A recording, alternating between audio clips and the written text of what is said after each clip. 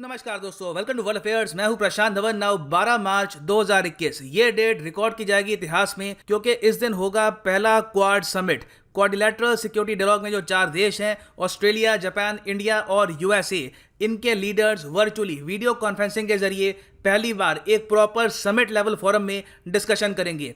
और बताया ये जा रहा है कि इस मीटिंग में सबसे इंपॉर्टेंट निष्कर्ष ये निकल के आएगा कि बाकी जो 3 क्वाड कंट्रीज हैं, ऑस्ट्रेलिया, जापान और यूएस, इन्हें फाइनेंस करना होगा। इंडिया को फाइनेंस का मतलब ये नहीं है कि लोन देंगे, ये इंडिया की जो वैक्सीन प्रोड्यूस करने की कैपेसिटी है, जिस स्पीड से हम वैक्सीन प्रोड्यूस कर रहे हैं, इसको और स्ट्रॉन्ग बनाएंगे। यहाँ पे आप देखोगे, ये आर्टिकल है द इंडियन एक्सप्रेस का, Quad nations meeting to announce financing to boost India vaccine output. कोशिश ये होगी कि ऑलरेडी इंडिया वैक्सीन प्रोड्यूसिंग में एक ह्यूज जायंट है, इसको और स्ट्रॉन्ग बनाया जाए ताकि कंप्लीटली इंडिया डोमिनेट कर पाए चाइना को दुनिया भर में वैक्सीन प्रोडक्शन के मामले में। ये मैं कहूँगा बहुत अच्छा स्टेप है। मगर यहाँ पे हमको एक और क्वेश्चन ये भी सामने रखना होगा कि क्या जो बाइडन क्वाड को किसी और दिशा में लेके जा रहे हैं, क्योंकि इस मीटिंग में जो बाइडन चाहते हैं कि हम डिस्कस करें पैंडेमिक को, क्लाइमेट चेंज को। मगर जो बाइडन ने एक बार भी यहाँ पर यह मेंशन नहीं किया कि यहाँ पे इन द फ्यूचर हम एक सिक्योरिटी पैक्ट साइन कर सकते हैं, क्वाड को हम फॉर्मलाइज कर सकते हैं, क्वाड के एक हेडक्वार्टर भी होंगे। ये सब बातें अभी भी नहीं हो रही, तो डिस्कस करेंगे इस टॉपिक को। बहुत कुछ यहाँ पे आपको जानने को मिलेगा। So a lot to know, a lot to discuss as always. But before begin, एक क्वेश्चन यहाँ पे मैं आपसे पूछूंगा। पहला SAARC summit, South Asian Association for regional cooperation, ये समिट किस देश ने होस्ट किया था? पाकिस्तान, श्रीलंका, इंडिया या फिर बांग्लादेश? कमेंट सेक्शन में करो आंसर। सही आंसर मैं आपको दूंगा वीडियो के एंड में। और मैं आपको ये बता दूं, आप किसी भी एग्जाम की प्रिपरेशन कर रहे हैं, चाहे यूपीएससी, आईआईटी, एनी एग्जामिनेशन, आप परचेज कर सकते हैं अनअकैडमी के क्वालिटी कोर्सेज। लाइव क्लास यहाँ पे आपको मिलेगी, लॉट्स ऑफ लेक्चर्स, पूरा सिलेबस कवर होगा। सिंपली जाओ unacademy.com पे या फिर डाउनलोड करो अनअकैडमीज लर्नर ऐप, क्लिक करो एग्जाम पे, for example UPSC, get subscription. और यहाँ पे आप 6 मंथ्स कोर्स भी परचेज कर सकते हैं अगर आपका फोकस है प्रीलिम्स 2021 पर। मगर जो प्राइस लिखा है ये पे मत कर देना, सिंपली यहाँ पर एक कोड डालो PD10 और आपको मिलेगा सीधा 10% discount. So use the code PD10 and save money. Now first of all, the quadrilateral security dialogue, जिसको हम क्वाड भी कहते हैं मीडिया में इनफॉर्मली, ये अपने आप में अभी भी एक प्रॉपर ग्रुप बना नहीं है। मतलब कि आप अगर इसको ब्रिक्स से कंपेयर करो, ब्रिक्स काफी हद तक एक स्ट्रक्चर्ड ग्रुप है। यहाँ पे कई इंस्टीट्यूशंस है ब्रिक्स के under. For example, BRICS bank exist करता है, ब्रिक्स का हर साल एक समिट होता है। वेरा क्वाड को आप अगर देखो तो क्वाड के कोई अभी तक कोई हेडक्वार्टर्स नहीं है, इसके अंडर कोई प्रॉपर इंस्टीट्यूट बनाया नहीं गया अभी तक। ये बस एक फोरम है जहां पर मीटिंग्स हुई है, और मीटिंग्स भी ज्यादातर हुई हैं या तो विदेश मंत्रियों की, गवर्नमेंट ऑफिशियल्स की, और अब जाके कंट्रीज के लीडर्स की। क्वाड को इन द फ्यूचर काफी इंपॉर्टेंट स्टेप्स लेने होंगे। चले फॉर एग्जांपल, सबसे इंपॉर्टेंट तो ये है कि क्वाड के एक प्रॉपर हेडक्वार्टर्स होने चाहिए। और मेरे हिसाब से काफी अच्छा निर्णय होगा अगर ये हेडक्वार्टर्स या तो जापान में हो या फिर इंडिया में हो, क्योंकि ऑस्ट्रेलिया और यूएस ज्योग्राफिकली चाइना से बहुत दूर हैं, तो it won't really make a lot of sense. दूसरी बात यह है कि क्वाड लीडर्स को अब ये बोलना होगा कि देखिए 2021 में हो गया हमारा पहला समिट, अब लगातार हर साल इस डेट को या फिर इस मंथ में हमारा समिट होगा। ऐसा यहाँ पे ना हो कि एक समिट अब हो गया, फिर उसके बाद रैंडमली 2-3 साल बाद एक और समिट हो गया।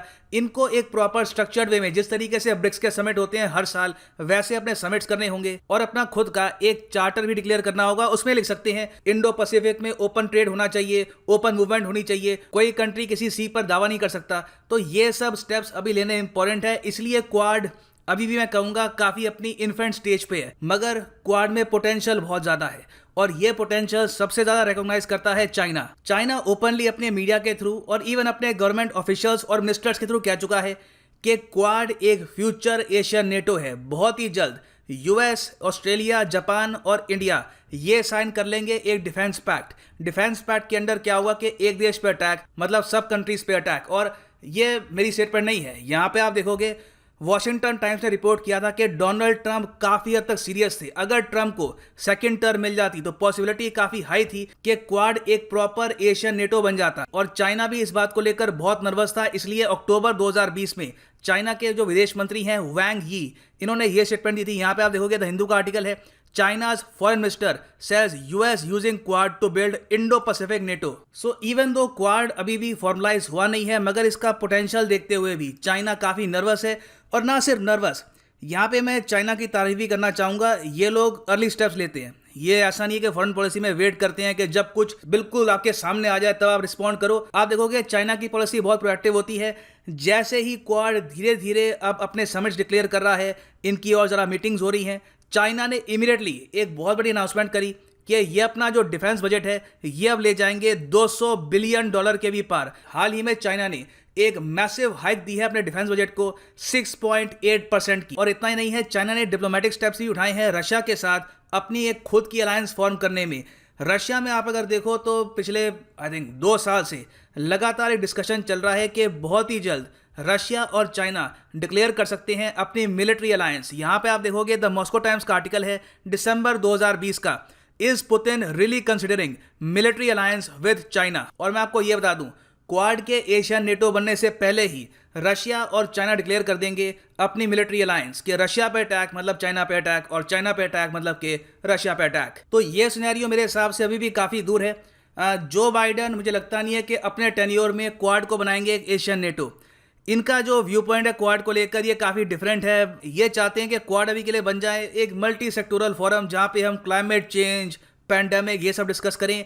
अभी के लिए डिफेंस पैक्ट को लेकर जो बाइडन बिल्कुल भी सीरियस लगते नहीं है, उनकी कोई भी स्टेटमेंट नहीं है यहाँ पर एशियन नेटो को लेकर या फिर किसी नए डिफेंस पैक्ट को लेकर। मगर यहाँ पे एक कोट हमको याद करनी होगी कि something is better than nothing. कुछ यहाँ पे इंप्रूवमेंट हो रही है, वही काफी अच्छी बात है। अगर बाकी क्वाड कंट्रीज मिलकर इंडिया को फाइनेंस करती है और कहती है कि हम चाहते हैं कि इंडिया एक और ज्यादा बड़ा मैन्युफैक्चरर बने of vaccine all over the world, तो ये भी है एक बहुत ही वेलकम स्टेप, क्योंकि इसका मतलब यह है कि भारत में निवेश आएगा। अमेरिकी companies primarily Johnson and Johnson, उसके अलावा कई और जो इनकी और कंपनीज हैं ये भारत में निवेश करेगी। और सबसे बड़ी बात यह है कि भारत की जो सॉफ्ट पावर है ये बढ़ेगी, क्योंकि इससे बल मिलेगा वैक्सीन मैत्री को। वैक्सीन मैत्री आपको पता होगा कि भारत का इनिशिएटिव है जिसमें ऑलरेडी हमने 65 कंट्रीज में वैक्सीन प्रोवाइड करी है एब्सोल्युटली फ्री ऑफ कॉस्ट। और इससे मैंने खुद नोटिस किया है कि बहुत सी कंट्रीज में इंडिया के लिए जो रिस्पेक्ट है ये काफ़ी हद तक बढ़ी है। पहली बार कई देशों को पता लगा है कि इंडिया एक इतना इंपॉर्टेंट देश है जो वैक्सीन भी प्रोवाइड कर सकता है, और इससे इंडिया की सॉफ्ट पावर में भी काफ़ी बढ़ोतरी हुई है। तो ये मैं कहूँगा काफ़ी अच्छा स्टेप है। मगर इंडिया को यहाँ पे इंश्योर करना होगा कि फाइनेंसिंग सिर्फ वैक्सीन तक सीमित ना रहे। क्वाड का मेन फोकस होना चाहिए चाइना के बेल्ट एंड रोड इनिशिएटिव पर। जिस तरीके से चाइना इजी फाइनेंसिंग ऑफर करता है श्रीलंका, मालदीव, सेशल्स, बहुत सी और कंट्रीज को, उसी तरीके से क्वाड कंट्रीज को इकट्ठा आकर एक खुद का फंड बनाना होगा और ये कहना होगा कि अगर किसी देश को फाइनेंस चाहिए, कोई प्रोजेक्ट के लिए फाइनेंसिंग चाहिए, तो वो क्वाड से ले सकते हैं ये फाइनेंसिंग। ये आइडिया भी by the way Donald Trump का था। इन्होंने ये भी प्रपोज किया था ट्रंप ने कि क्यों ना यूएस, ऑस्ट्रेलिया और जापान मिलकर बनाए ब्लू डॉट नेटवर्क। इसमें ये लोग क्या करेंगे, एक वेबसाइट बनाएंगे जहां पर ये रेट करेंगे एक प्रोजेक्ट को उसकी वायबिलिटी के हिसाब से। कि मान लो एक छोटा देश है, वहां पे चाइना ने ये कहा कि आप हमसे लोन ले लो $5 बिलियन का और इसका बना दो आप एयरपोर्ट। तो ब्लू डॉट नेटवर्क उस देश के नागरिकों को ये बताएगा कि देखो यहाँ पे आप बहुत बड़ा कर्ज उठा रहे हो, आपकी इकोनॉमी इसको झेल नहीं पाएगी,